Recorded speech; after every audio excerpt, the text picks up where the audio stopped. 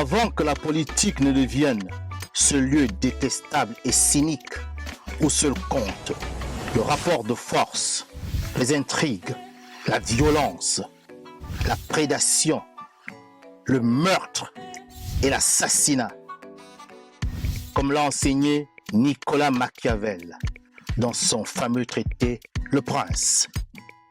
La politique était jadis portée par de nobles idées issues de la spiritualité osirienne, du fils de Ré, Osare, plus connu sous son nom grec, Osiris.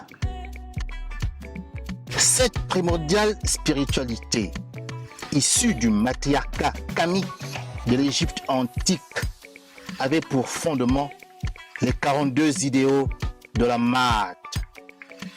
Sous son égide, la politique était faite pour l'homme, tournée au service exclusif du bonheur de l'humanité, quand Narimari, que l'on appelle aussi Narmer ou Ménès, fut le premier monarque de la terre, le premier homme à gouverner Kama, ou l'Égypte réunifiée au 4e millénaire avant l'ère chrétienne.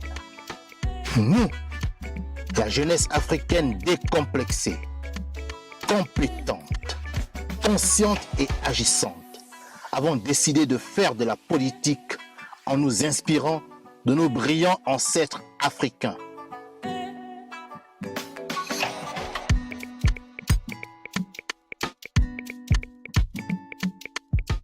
C'est pourquoi nous nous reconnaissons dans le visuel du logo du mouvement associatif, politique et international New Power, qui exprime clairement ces nobles idéaux.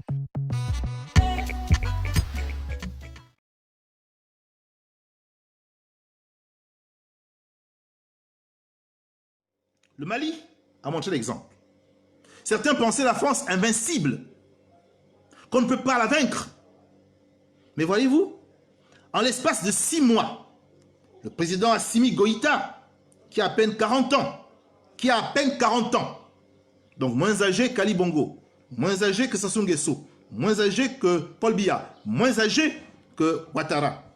Eh bien, à 40 ans seulement, Assimi Goïta, 1, a mis dehors l'ambassadeur de France. 2, il a mis dehors l'opération militaire Barkhane. 3, il a mis dehors l'opération militaire européenne Takuba. 4, il a mis dehors France 24. 5, il a mis dehors RFI. 6, il vient d'arrêter les accords de coopération militaire.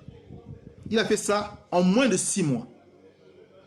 Alors ceux qui disent que le magnétisme est trop fort, qu'on ne peut rien, qu'il faut encore attendre, qu'il faut négocier, que pense-t-il de ce qui se passe en ce moment au Mali? Bien entendu, quand Assimi Goïta agit ainsi, il développe avant des alliances hautement stratégiques. Donc je dis à la jeunesse que nous devons avoir une alliance stratégique. Cette alliance que je vous ai proposée sur le plan national, ce sont les tresses que vous voyez là. Des belles tresses que je porte, des tresses africaines. Et j'en suis fier. Fier de mettre en valeur mon cheveu crépus. Cheveux blancs, c'est vrai, de sagesse, mais cette tresse africaine est la tresse guerrière. C'est notre signe de ralliement. Tous les jeunes Gabonais qui veulent que leur pays soit souverain, que leur pays soit indépendant, pour que les richesses du Gabon leur servent à eux d'abord et à leur famille. Je leur demande de se tresser les cheveux pour que nous ayons ensemble ce signe de ralliement qui nous permettra d'aller au combat contre la France-Afrique qui détient notre souveraineté. Si notre pays n'est pas souverain, si c'est d'autres personnes qui décident, eh bien c'est eux qui vont s'enrichir sur les richesses de notre pays. Et nous n'aurons rien, comme c'est le cas actuellement. Mais si nous sommes souverains, comme le Mali est en train de le devenir, eh bien vous verrez que les richesses du Mali vont servir d'abord aux Maliens. Comme les richesses du Qatar servent aux Qataris. Comme les richesses de Norvège servent aux Norvégiens. Eh bien il faut que les richesses du Gabon servent aux Gabonais. Mais pour cela, il faut qu'on se débarrasse du marionnettiste. Voilà le discours que je voulais tenir aux jeunes.